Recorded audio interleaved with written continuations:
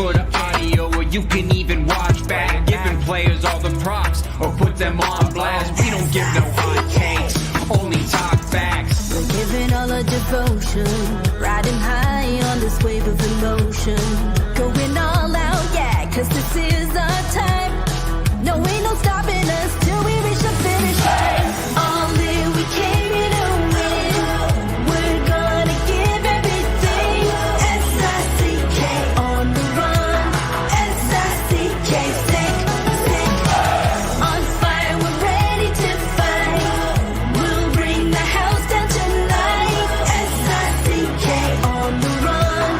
S-I-C-K, sick, sick. Play it on the car ride, play it when you lounge.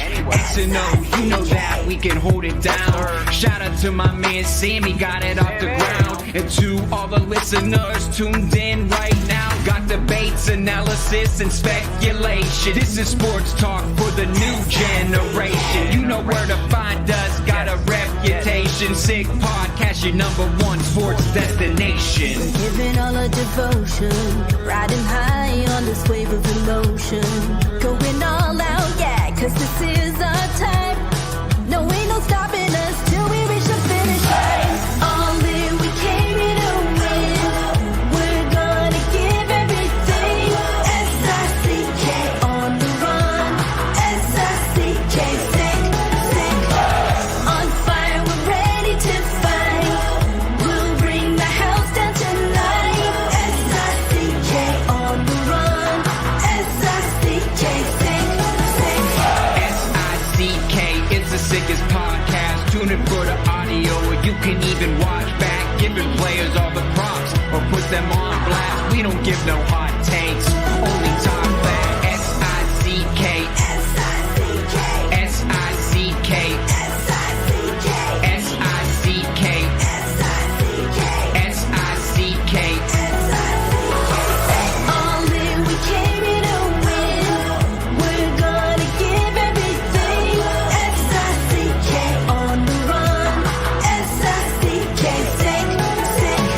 S-I-C-K is the sickest podcast. Tune in for the audio, or you can even watch back. Giving players all the props, or put them on blast. We don't give no hot takes, only talk facts. We're giving all our devotion, riding high on this wave of emotion. Going all out, yeah, cause this is our time. No, ain't no stopping us till we reach the finish line. All in, we came here to win. We're gonna give everything.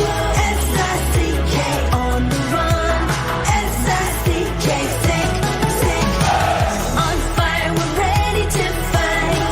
We'll bring the house down tonight. S-I-C-K on the run. S-I-C-K, sick, sick. Play it on the car ride, play it when you lounge. X and O, you know that we can hold it down. Shout out to my man Sammy, got it off the ground. And to all the listeners tuned in right now, got debates, analysis, and speculation. This is sports talk for the new generation. You know where to find us, got a reputation. Sick podcast, your #1 sports destination. Giving all our devotion, riding high on this wave of emotion. Going all out, yeah, cause this is our time. No, ain't no stopping us till we reach the finish line. All in, we came here to win. We're gonna give everything. S-I-C-K on the run. S-I-C-K, sick, sick. On fire, we're ready to fight. We'll bring the house down tonight. S-I-C-K on the run. S-I-C-K, sick, sick. S-I-C-K is the sickest podcast. Tune in for the audio, or you can even watch back. Giving players all the props, or put them on blast. We don't give no hot takes, only talk back. S-I-C-K, S-I-C-K, S-I-C-K, S-I-C-K, S-I-C-K. S-I-C-K. Turn up your volume. Because you're about to listen to The Sick Podcast. With Tony Marinaro. 55 seconds left in the penalty, a minute and 27 seconds left in regulation time. Boston 4, Montreal 3. Lafleur coming out rather gingerly on the right side. He gives it into Lemaire, back to Lafleur. Oh! The sickest Montreal Canadiens podcast. You're in the ball! Sports entertainment like no other. Rejoint, on lui fait perdre la rondelle, une passe devant. Et c'est le dégagement et ce sera la victoire des Canadiens. Stanley pour les Canadiens, le 23e de l'histoire. You found the dogs! John, you found the dogs! He found the dogs! And all together, they worked a young team to the top.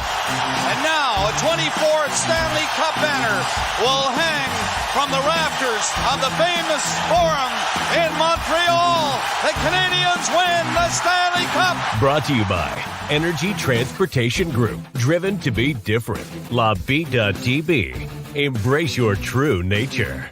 And Playground, your premier gaming destination. It's gonna be sick. Marinaro, the Sick Podcast on this Wednesday, January 31st. And I can't wait to be joined by Craig Button, TSN hockey analyst and director of scouting. But first and foremost, I want to talk to you about Energy Transportation Group, a leading full-service logistics provider serving all of North America. This podcast is brought to you in part by Energy, also brought to you in part by these guys right over here, La Bitte TV, brewed in Quebec, whenever it does international awards. La Bitte TV offers quality microbrewery beers made with premium ingredients for everyone's taste. La Bitte TV, embrace your true nature. Also brought to you in part by Playground, over 30,000 square feet of new gaming, dining, and entertainment space. Time to reacquaint yourself with Playground. World-class sushi, AAA steaks, live shows, a brand new poker floor, and so much more. Located just over the Mercier Bridge, only minutes from downtown Montreal. Playground. And now, without further ado, let's get to him. He is a regular collaborator on Wednesdays. He is Craig Button. How are you? I am good, Tony. How are you? I see you were at CF Montreal today. I was following you on social media. What was happening over there? Well, so I'll tell you exactly what was happening, Craig. Thanks for asking me about that. Actually, we started up some time ago, also a CF Montreal podcast here on the Sick Media Network, which I host. And I did that last year, had a lot of fun with it. And this year, I think we're about ready to try and take it to another level, the way we did with the hockey podcast, the Canadiens one, in the last year or so. So CF Montreal opened up their training camp a couple of weeks ago in Arizona. They came back on the weekend, arrived back in Montreal on Sunday morning. They were off on Monday and Tuesday. They're going to be training in Montreal over the next couple of days. I'm going to go to practice. I went earlier today. I'm going to go to practice tomorrow morning and Friday morning. Then on the weekend, they're going to fly out to Orlando, where they're going to be there for a couple of weeks, have some time in Orlando, also play a game preseason, that is, in Tampa. And then they're going to open up their season in about 3.5 weeks from now, when they're going to play in Orlando City. So the season is upon us. So I was there doing a little bit of scouting, investigative work, a little bit of reporting, a little bit of this, a little bit of that, having fun. A Tony of all trades. I'm going to call you a Tony of all trades. That's the way to do it. Get in there, do a little bit of reporting, do a little bit of scouting. Thank you. The goal is to have the best Montreal Canadiens coverage in the city and the best CF Montreal coverage in the city. And if I could accomplish that, at that point, if you have the best Montreal Canadiens talk and CF Montreal talk in the city, chances are you have the best Montreal Canadiens and CF Montreal talk in the world, because this is where it's going to originate from, right? So anyway, we're on our way, and I think we're almost there if we're not there just yet, but we'll keep plugging away. Okay. It's a bye week for the Montreal Canadiens, but there's a lot to talk about. And our buddy Elliot Friedman, on his podcast, 32 Thoughts, a couple of days ago, brought up Sean Monahan's name and said that there's interest in Monahan, obviously, throughout the National Hockey League. He said to take a look at the Rangers in particular. But he also said, Monahan loves the Canadiens love him. There is a possibility that, he could resign in Montreal in the offseason. As a guy who was a former general manager, Craig, this is not something we see often, but talk to me about how difficult or not you think it is to have a player with you. You don't commit to him long-term just now.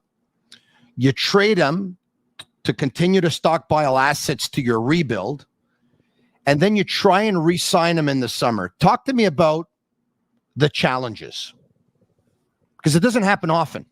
Well, I think no, it doesn't. And I think it speaks volumes about the relationship that Montreal Canadiens and Sean Monahan have. Sean came over in the trade from the Calgary Flames, started out there, there was an idea about, hey, this is what we could do. We'll try to help you get your career back on track. Sean unfortunately got hurt last season and wasn't able to finish the year. Then he comes back in the season, signs, and he's had a terrific year. You think about the health that Sean now has, and now you see the productivity, and that should come as no surprise. And the fact that, they're even talking about signing him again in the summer, and the interest that Sean has in re-signing in Montreal, I think it speaks to a really, really good relationship. And that's ultimately what you want to have. And I think it screams such positive signs for the Montreal Canadiens and for Jeff Gorton and Kent Hughes and the entire organization that you can have this. Now, at the same time, dialogue is important with the players, and you're constantly, communicating with the player and his representatives. Okay, here's what we're thinking. Here's what could be a possibility.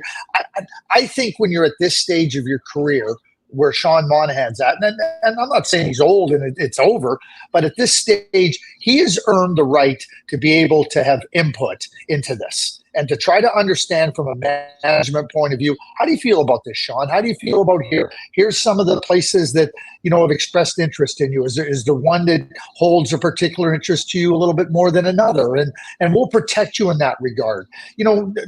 Just quickly to the Rangers, Philip Heedle's out for the year. I mean, that yes. Now becomes a natural fit for Sean Monahan to fit into that spot with the New York Rangers and the salary that goes with it and everything that can fit for them. But including Sean in this dialogue and understanding how does he feel about it. Again, we saw it last year with Patrick Kane before he got traded. I think it's the same thing. I think it's respect for the player. I think it's respect that's been earned by Sean Monahan, not only as a person, but certainly with his play on the ice. And so that's how I would be proceeding. And that's how I expect and suspect that Kent Hughes is proceeding. All right, so I was on the Larac and Gonzalez radio show earlier today on BPM Sports Radio. And of course, because this talk now came out, the Canadiens and the Rangers, and like you just mentioned, of course, there would be a spot for Sean Monahan and the Rangers. Mind you, I believe that there would be a spot for Sean Monahan on almost probably every single team going to the playoffs, because I believe he's that good, that versatile, that useful. And he can help any team, I think. But because that came up, obviously, one of the dreams in Montreal is Lafreniere, but people have realized the way Lafreniere's played this season. Back in the preseason, Larry Brooks in the New York Post wrote that Lafreniere was like not giving it his all, and it wasn't working out, and pretty much, he was a bust for most. And then 2 or 3 months later, he's like an untouchable in New York, and he's off to the races, and he's playing to the potential that a lot of people saw in him. So because of, the Canadiens talk and the Rangers talk, a lot of people started talking about Lafreniere, and then I think a lot of people realized, okay, hold on a second, that will never happen. But Kakko's name came up in this conversation earlier today on the radio. So Larac and Gonzalez asked me, would you trade Sean Monahan for Kakko? I said, I'd do it in 30 seconds. They disagreed completely. They said no way, shape, or form would they make that trade, because Kakko has 6 points this season, and he's just, nothing's working for him. And I talked to them about, Cole Caulfield. At one point, he had a goal in 30 games. Slafkovsky, earlier in the season, a lot of people thought he should have been sent down to Laval, and now all of a sudden, young players can have bad seasons. It happens. But I'd love to get your opinion on this, because maybe I'm out to lunch. If I am, tell me. No, you're not out to lunch. You just got back from lunch. How can you be out for lunch twice in a 2-hour span? I mean, there's no way you can do that. What I would say to you is if we think back to what Kent Hughes has done, and think about some of the moves that he's made, right? Like trading for Kirby Dach with a first round pick, trading for Alex Newhook, trading for Michael Matheson. And maybe Michael doesn't fit into that category, but certainly Newhook and Dach do. Players that were drafted, expectations very, very high. The reason I exclude Michael from this is because Michael had already been traded to Pittsburgh. So Newhook and Dach were original draft picks by their teams in Colorado and Chicago. So if you're going to try to build with some young players and you want to be patient and you want to see some players, reach to a point, like you just talked about Lafreniere. Listen, I'll get back to Lafreniere in a minute. I'm going to finish this conversation first. Yeah. So now Kakko's had some injuries. If you go back to last year, let's just go back to last year. Kakko and Lafreniere were on the same path. We're on the same exact path. Points-wise, very similar paths. One was the first overall pick, Lafreniere. One was the second overall pick. Who are you going to get? Who are you going to trade for? Like Tony, I'd like to ask you this. Why did it take you 30 seconds? Because it wouldn't take me 3 to say yes. Yeah. That trade. Knowing that I have a great chance to get the Monahan back. So now I'm going to get a chance at Kakko, a player that was highly regarded, a player that I think can absolutely, be in your middle group of forwards, provide offense. He's a competitor. He's smart. And again, at that right age where you're trying to build through it. It wouldn't take me 3 seconds to go through that for what? For potentially renting Sean Monahan for 3 or 4 months? Like 3 seconds or less for me, Tony. Yeah, well, listen. Personally, I don't think Monahan's going to re-sign with the Montreal Canadiens. I don't see that happening. But who knows? Stranger things have happened. I think Sean Monahan's probably going to want to go to a place where he thinks that he can win the Stanley Cup in the next couple of years, which are his best years. And I think the Montreal Canadiens are probably, 4 or 5 years away from being a legitimate contender, like a legitimate Stanley Cup contender. So, who knows? Sean Monahan might probably be retired by age 33 or whatever it is. But I want to ask you about Kakko because he's in his 5th season in the National Hockey League. All right. This is not your rookie season. This is not your sophomore jinx. It's not the 3rd. It's never really materialized. We thought maybe last year he had taken a step forward in 40 points in 82 games. It's almost a point every other game. What's happening this season? Have you been able to put your finger on it? We're talking about the 2nd pick overall in the 2019 NHL entry draft. A guy that a lot of people thought had all the tools in the world. What's going on? Why hasn't he been able to take off? Well, this year it's because of injuries. It's simply because of injuries. He's been an injured player. He hasn't been able to get in there and be a healthy player, and he's been out for a long stretch for the New York Rangers. Again, you draft a kid 18 years of age and you put him in the NHL, and at 19, there's growing pains, and there's massive growing pains for these players. And again, it's why we set expectations, and I know I become guilty of it. I watched Alexis Lafreniere for a long, long time, and I had no doubt in my mind that he was the best player in the draft when he went first overall. I thought that he was going to be able to come into the NHL and make a real mark, and I thought he'd be able to do it sooner rather than later. And so not only do teams have expectations, but we also set some expectations, and they may not be realistic, and we have to but people are listening and go, oh, what's wrong with Alexis Lafreniere? Well, maybe there's nothing wrong with him, just because of the expectations were probably set a little too high, by me included. And so certainly with Kakko, there's an expectation, 2nd overall pick. Why isn't he doing what he's doing? I think there's any number of reasons. I go right to this year that he's a player that has been injured. So he had, and now he's back and trying to find his way. Yeah. But this is where Kent Hughes has gone about his business. Kirby Dach, injured. Okay, we're going to take a chance. You look at Alex Newhook. We're going to take a chance here. Those are the types of things that can pay off handsomely. And yeah, maybe you can trade Sean Monahan for a first-round draft pick. Well, what's that first-round draft pick from the New York Rangers? It's late in the first round, and it's going to help you win in 4 or 5 years. I'm taking my chances. And there's no on certainty Kappo, that Kakko. player will play in the National Hockey League, Craig. No, there isn't. And understand it's a first round draft pick. Well, there's a huge difference between a first round draft pick that's 6th overall and a first round draft pick that's 26th overall. And that doesn't mean that you can't hit the jackpot at 26. What it means is it's going to be a longer road. So why not take a chance on somebody? You might have a lot of reports that might get a lot of positive reports, I would imagine, on them, and then and then put them in a new environment and see how it goes.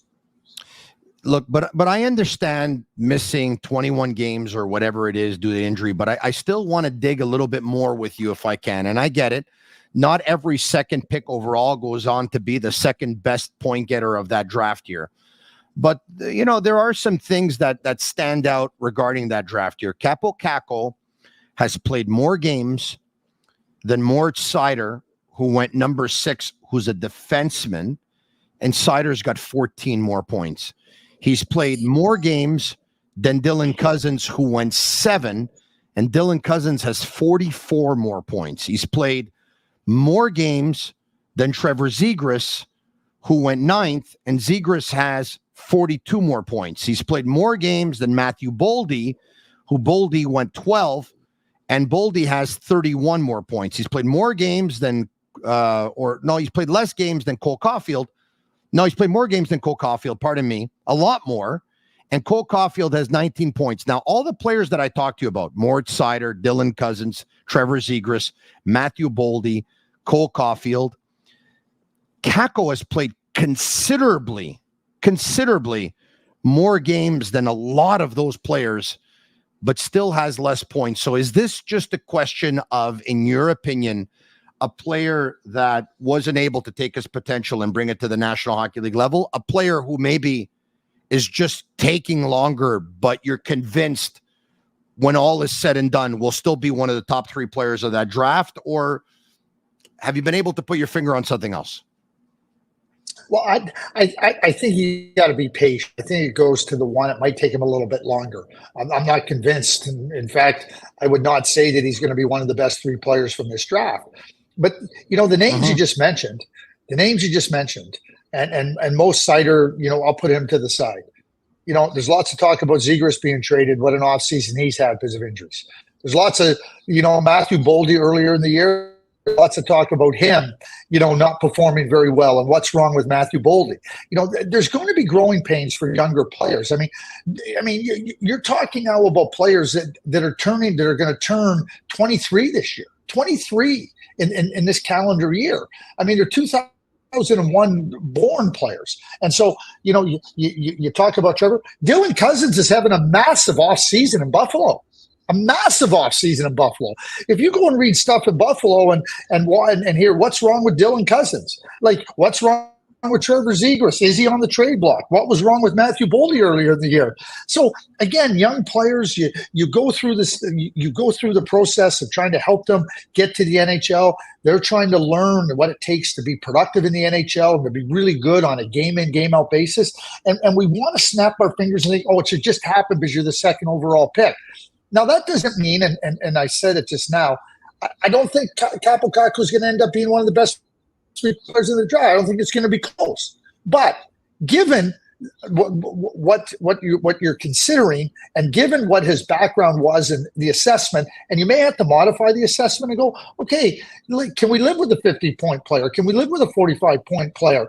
And what's the history in the draft of getting that type of player at 26? Or 27 or later in the first round when you're drafting. And now it's that old saying, a bird in hand is worth 2 in the bush. Like I'm taking the bird in hand in Kakko. And I'm going to, based on this conversation, I'm not going to trade prime players for Kakko. But if that's something that can make a deal happen, like I said to you, less than 3 seconds to say yes on a deal. If they wanted Sean Monahan and they offer Kakko, less than 3 seconds. Yeah. So now, because we're talking about young players and players who might be available, we don't know if Kakko is or he isn't, by the way, but you brought up Kirby Dach and you brought up Alex Newhook. These 2 players were acquired by the Montreal Canadiens Newhook, I believe, was the day before the last draft, and Doc was the day of the draft before that. Both former first-round picks. Doc, a 21-year-old center at the time when the Canadiens acquired him. Newhook, a 22-year-old center at the time when the Canadiens acquired him, who can also play wing. So can Doc, by the way. If those are the kinds of players the Canadiens are looking at to help accelerate the rebuild, players that have already been in the league for a couple of years who are still young, relatively inexpensive on the cap, have an untapped potential, who are the names that you think might be some of the usual suspects? Because at around this time, a year ago, Newhook's name was floating out there. Around this time, a couple of years ago, Doc's name was floating out there. And then, of course, they were acquired in the offseason, the day before the draft and the day of the draft. Have you heard of some young names that teams may have fallen out of love with, given up on, or might be willing to move because of? Yes. Tell me. Oh, I think the biggest name is Trevor Zegras.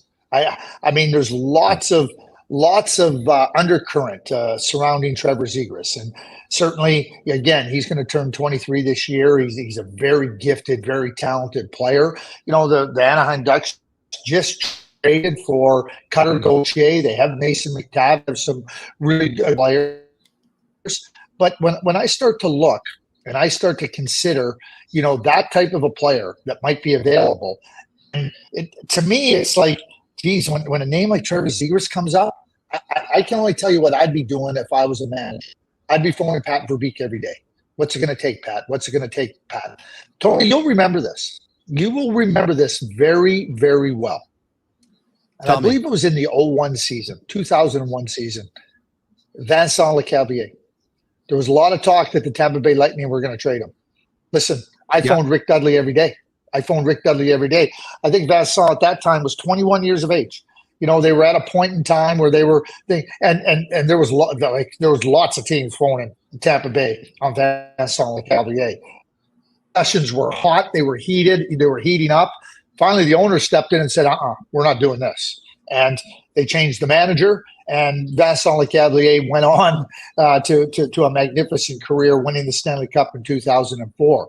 But just think about that. Just think about Vincent Lecavalier in 2001, all of 21 years of age, and they were in serious, heated discussions with teams all around the league.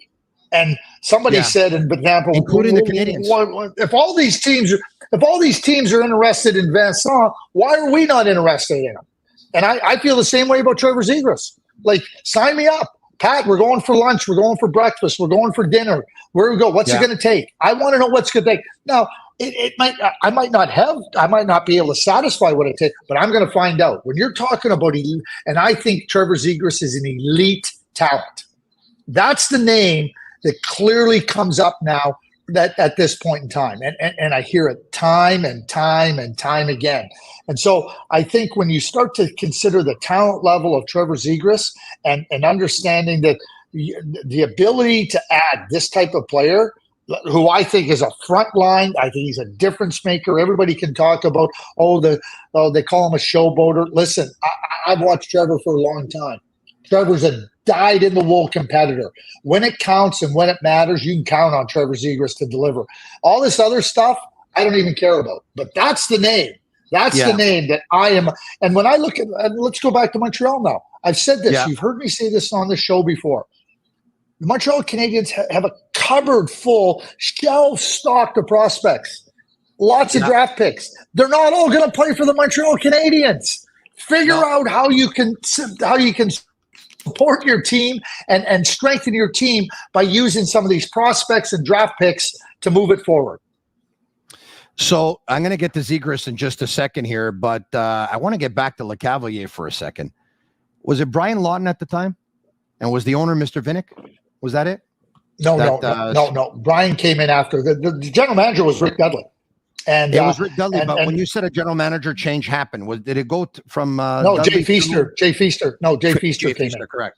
Brian Lawton came in. Brian Lawton came in after the lockout. Yeah. Yeah, and they won the Stanley Cup, a couple of years after. That's right. Yeah. That's right. Yeah. And if they would have traded Vinny Lecavalier in 2001 when his name was out there, they probably wouldn't have won that Stanley Cup. In what was it, 04, I think? I think it was in 04. Yeah, 04, they wouldn't have won it. Well, I shouldn't say that. I mean, who knows what they could have got in return, but, their chances of winning it, were going to be lessened without Vincent Lecavalier. Lecavalier was almost traded on a couple of occasions, as a matter of fact, because at one point the Canadians were throwing the house at the Tampa Bay Lightning to try and acquire him. And that's when the owner stepped in again and said, we're not trading this guy. Okay, I want to get back to Zegras. You said something about a minute ago. You talked about Zegras, then you said there's the showboater. And by the way, I love guys that showboat. I don't have a problem with it, all right? If they're showboating, means they're good. It means they've done something pretty spectacular on the ice. But then you said competitor, which piques my interest here, and my curiosity, because for whatever reason, there's a label that has been put on Zegras by many that he's not a playoff player. He won't show up in the playoffs. You won't win with guys like that in the playoffs. He won't give you a second effort. He's very individual. And every time, and I'm all in on Zegras, by the way, because you know what? He's going to entertain the hell out of me. And I can never get enough of players who can entertain the hell out of me. But every time I bring up Zegras' name, there's a lot of people who are against it who would say Zegras in Montreal would be the same thing as Jonathan Drouin in Montreal. It's not a fit. It won't work. As a matter of fact, it's going to be an epic fail. What do you say to those people? Well, I mean, everybody, can have an opinion and whatnot. I've watched Trevor since he was 16 years of age, and I've watched him in a lot of challenging environments and a lot of challenging situations. I have never seen Trevor get backed out of a game. I have never seen Trevor get pushed out of a game. I'll give you a little quick synopsis here before I get to before I finish. The 2001 do that, please, group, and in the meantime, you do that, please, Craig. Yeah. No, Craig, I was saying you do that, and in the meantime, I'm going to look up a synopsis to see what it means. I'm kidding. Go ahead. Oh, okay. So the 2001 group is the best group I ever saw come through the USA National Team Development Program. And I was there from day one watching it. Best group I ever saw. Jack Hughes, Caulfield, Zegras, Boldy, Spencer Knight, Cam York. It was an unbelievable group. At Christmas time that year, the 2000 group was not a great group. So 5 of those players went up to play with the 2000 group. And that was Spencer Knight, Cam York, Alex Turcotte, Cole Caulfield, and Jack Hughes. So now all those other players were left behind. And now you're 16 years old playing in the USHL. You're playing against all junior players. And that's what they have to do. And so now your best 5 players at that time are gone. Your goaltender, defenseman, and 3 forwards. And I watched Boldy and I watched Zegras and I watched a number of those players. They stepped up big time under unbelievable challenges. And they were able to help that team as 16-year-olds be competitive. So when you're playing against 17, 18, 19, and 20-year-olds and you're holding your own and you've lost a lot of the key players on your team, that was impressive in and of itself. They won the U17, the under U17 World Challenge. I never thought that anybody could beat them at the under 18. They ended up losing. Askarov was unbelievable in the game. They lost in a shootout. Yeah. The World Junior Tournament in 2020, Trevor Zegras was the most valuable player, and against a Canadian team that I thought might have been one of the very best teams they ever put together. And Trevor, in that gold medal game, was unbelievable. He was unbelievable the whole tournament. And one of the things about Trevor is he's got this great confidence about him. He did it at BU. He's done it in the NHL. And I think a lot of people confuse confidence with, cockiness. And Trevor's back there. Yeah. He's back at every single turn. He says, you can doubt us. That's okay. Bottom line is, I'm going to go out and show you. And he has. So I can only tell you what I think. I can only tell you what I've seen. And I've seen it for a long time. I see a dyed-in-the-wool competitor. I don't care about the other stuff where people want to associate something to say, oh, he's not because we'll use showboating. Trevor Zegras can showboat all he wants, and because what I've seen in him is a guy that wants to be a difference maker, is a difference maker, and you can count on him when the going gets tough. Can I add a couple of names to that 2001, if memory serves me well? Sure. Alex Turcotte. Yep. And left school too early. And Cam York. Cam York on the blue line. Cam York's playing pretty good in Philadelphia. I mean, they worked him in there. Alex Turcotte left school too early. I mean, him and Cole Caulfield are playing at Wisconsin. They're playing great. Alex decides, I'm going to leave after my freshman year. I've said this. Cole Caulfield comes back the next year. Him and Dylan Holloway are arguably the two best players in college hockey. Cole wins the Hobie Baker Award. Tony Granato's the coach. They're doing Marco Sicchi, an excellent coach. They're there working with these guys, but the young players are maturing. Now Alex goes to the NHL, and I say this about young players. The first thing you need to do is be ready to play at the NHL level or the pro level. Because if you're not ready, it will chew you up and spit you out like nothing, like baby vomit. And that's what happens to young players. That's what's happened to Alex Turcotte. And I really like Alex. I like Alex as a person. I thought Alex had talent, and certainly you'd like to see him be able to find his way. Bottom line is Alex Turcotte has struggled mightily in pro hockey. Yeah. Craig, a scout that I very much respect, said to me once upon a time, Tony, I never saw a player get burned because he spent one more year in college hockey, or a player get burned because he spent one more year in the American Hockey League.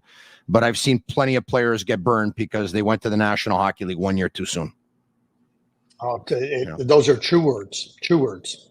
Yeah. So back to Zegras for a second, because you said I'd call Pat Verbeek every day. Pierre Maguire said, Tony, I know the player very well. I've seen him play since he was 12. And would I be interested? Yes, very much so. But I would, I at a price, at a certain price, I'm not going to go above and beyond. Okay. So there is interest there as well. I told you, like I said, I you know what? I would take this guy on my team any day of the week and twice on Sunday, because even if half the things that people say are true, it's not going to change the fact that this guy here has a skill level that's off the charts. And, fans pay about $500 for a pair of tickets and a parking and a beer to go watch a game. So this guy's going to be worth the price of admission on many nights. Having said that, when I bring him up, a lot of people say it's going to take a lot to get Zegras. And I said, yeah, it's going to take a lot because he's an exceptional talent. Well, they say, yeah, well, are you willing to give up a lot for a player who turns RFA in 2 years and might want to get out of there in Montreal, might want to get out of Montreal in 2 years from now, like Dubois wanted to get out of Winnipeg, or Max, his RFA year, he signs a 1 year deal, and 3 years from now, he's gone. And I said, I'll cross that bridge when I get to it, number one. But number two, if the Canadians acquire Trevor Zegras and they put him in the hands of Marty St. Louis, and they have their coaching staff and their development team continue to work with him, and he is able to rekindle that magic that he had with Cole Caulfield and that friendship on and off the ice, he might just love it here and he might want to sign a long-term deal here. So why don't we just go with that? Your thoughts on acquiring a player who turns RFA in a couple of years from now? You might have to give up a lot for him, but there's a chance in 2 or 3 years he's gone.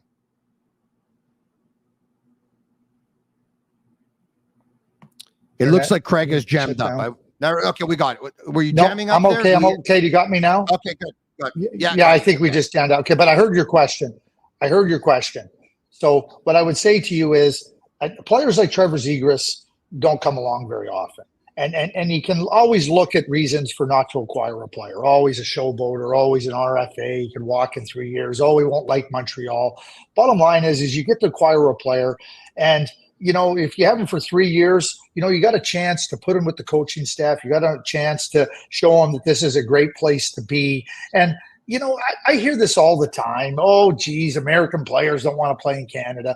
You want me to go across the country and tell you all the American players that have signed long-term in Canada?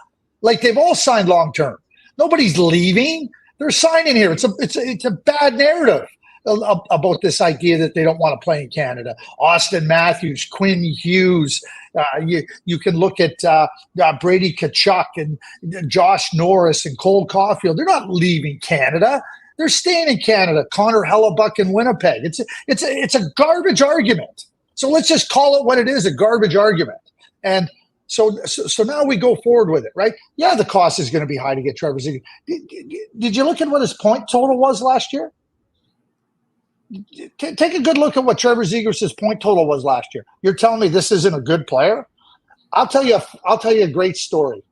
65 points last year, 81 games. Yeah, on a team that was terrible. So the 65 points, you don't want Trevor Zegras. Okay.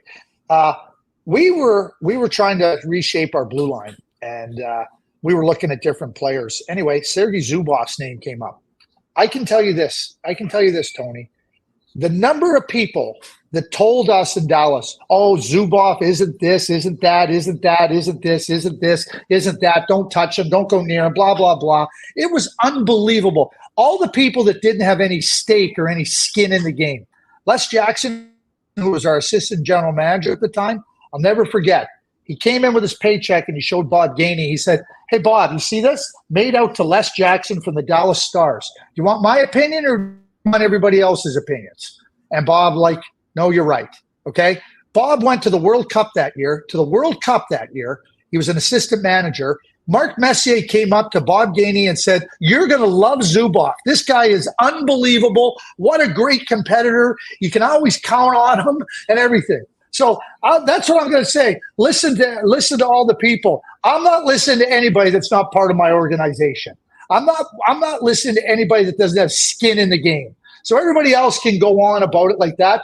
We ended up with a Hall of Fame player that was an unbelievable player. And let me tell you that thanks to Les Jackson for standing up and putting a stake in the ground. We were all on the Zubov train, don't get me wrong, but Les was the one that stood up and did it. He was part of that Cup team, was he not? Oh, yeah. He was part of everything. Yeah, he's a big time member of that team. Yeah. No, listen, Sergei Zubov was unbelievable on the power play, 5-on-5, puck moving defenseman. I mean, the way he thought the game was off the charts. Look, it's a bye week for the Montreal Canadiens, folks. So this was recorded just a little bit earlier in the day, and we're going to cap it probably in about 3 or 4 minutes time. So I'm going to leave you with this. Jacob Fowler. What can you tell us? Because the stats are absolutely off the hook.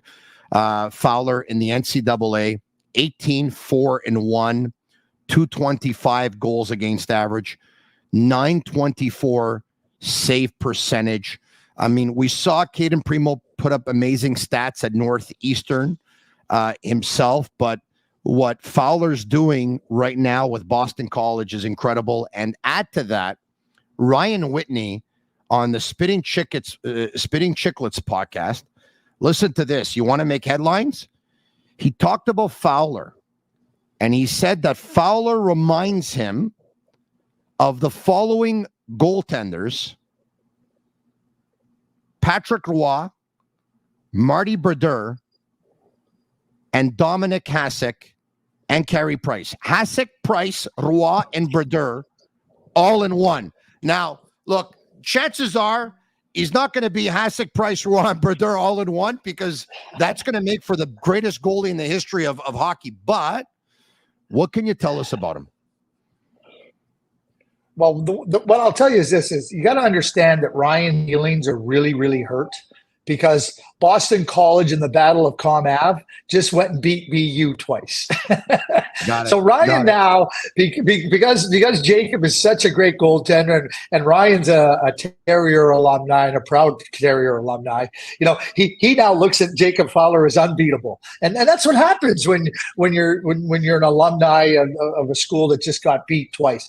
Jacob Fowler, to me, reminds me of Connor Hellebuck. That's who he reminds me of. And he reminds me of Connor in the sense that he's got this composure. He's got this real settled approach to the game. His sense and awareness and IQ is outstanding. I saw it last year in Youngstown. I saw it this year at the World Junior tournament. I've seen it this year at Boston College, last year. You're looking at somebody that has all the qualities that I think translate to success in the NHL. He's got excellent athletic ability and the size and everything that goes with it. It's an outstanding prospect. When I talk about all the shelves and the prospect cupboard being covered, well, Jacob Fowler's got the goaltending, shelf covered, and that's really important for them. But great. Ryan talks about those other goaltenders. Connor Hellebuyck has won a Vezina Trophy, not arguably, to me, the best goaltender in the NHL this year. And when I compare somebody to Connor Hellebuyck, you're putting them in a pretty great company. And certainly Ryan did that with the 4 goaltenders he named. But, and again, that's a nice situation for the Montreal Canadiens to be in with somebody that I think clearly, let me be very clear on this, is a number 1 goaltender in the NHL. That's what I project him to be. Connor Hellebuyck, I think it's safe to say that's a top 5 goaltender in the National Hockey League in the last 5 years on pretty much anyone's list. I can't wait to see this guy here. Craig, a privilege. Not just, this was not just a regular appointment for me. Some are more special than others. It's always a privilege, Craig. I'll talk to you soon. Oh, yeah, you will. Thanks. All right. Take care of yourself. All right. There you have it. Of course, TSN hockey analyst and director of scouting. There you have it, Craig Button. Marinaro, that's it. But before we go, I want to give once again a shout out to the poker tournament. The poker tournament that's going to take place at Playground, which is going to be Sammy Cavalaro's first annual poker tournament. And, of course, proceeds are going to benefit and be donated to Cure SMA, spinal muscular atrophy. Saturday, February 17th. At 6 p.m., of course, at Playground. Agnello will be there. More importantly, Sammy will be there, and I will be there. The number to call for tickets, 514-219-2725, 514-219-2725. It's going to be a great night of poker. It's going to be a great night of fun, talking Habs, talking about your favorite subject, talking about your favorite sport, talking about your favorite team, playing poker with proceeds going to an amazing cause to help people like Sammy and others who have been affected with SMA, spinal muscular atrophy. Once again, Saturday, February 17th at 6 p.m. at Playground. The number to call, one more time, 514-219-2725. For Playground, who's one of our sponsors. For Energy Transportation Group, who's also a sponsor. For La Bit at TB, who's also a sponsor. And for Agnello, Sammy, and Juliana at Master Control, they're Cavallaro. I'm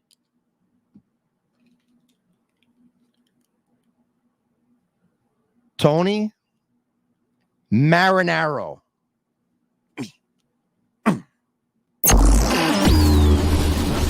And that's a wrap. Hope you don't miss us too much until next time.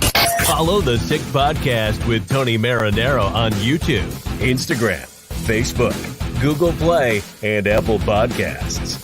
The Sick Podcast is brought to you by Energy Transportation Group, driven to be different. La Vida TV, embrace your true nature. And Playground, your premier gaming destination.